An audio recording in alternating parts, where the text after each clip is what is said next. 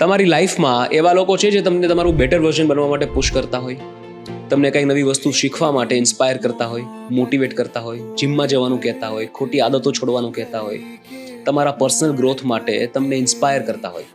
છે એવા લોકો? જો હોય તો એમને પકડીને રાખજો, જવા ના દેતા. મોટા ભાગના લોકોને માત્ર તમારી કંપનીથી ફરક પડતો હોય છે. એમને માત્ર તમારી સાથે રહેવું હોય છે, તમારાથી કામથી કામ રાખવું હોય છે, તમારી સાથે મસ્તી મજાક કરવી હોય છે.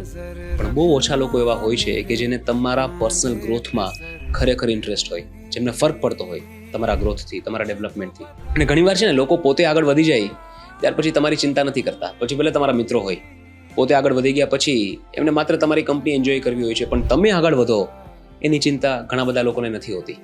એટલે બહુ ઓછા લોકો એવા હોય છે જેને ખરેખર ફરક પડે છે, જે પોતે કંઈ નવું શીખે તો તમને શીખવાડવા માટે તત્પર હોય છે, જે ખરેખર ઈચ્છે છે કે તમે પણ આગળ વધો, તમે પણ કંઈ નવું શીખો, તમે પણ દુનિયાને એક્સપ્લોર કરો. ભગવાન આવા મિત્રો કે આવા લોકો તમારી લાઈફમાં રેરલી આપતા હોય છે. એટલે આવા માણસોને છે ને સાચવી રાખવા, જવા ના દેવા. પછી ગમે તે હોય, તમારા ફ્રેન્ડ્સ, તમારા કોલિગ્સ, તમારા cousins, siblings, parents, uncle aunty, પડોશી, કોઈ પણ હોઈ શકે. આવા લોકોને સાચવી રાખવા.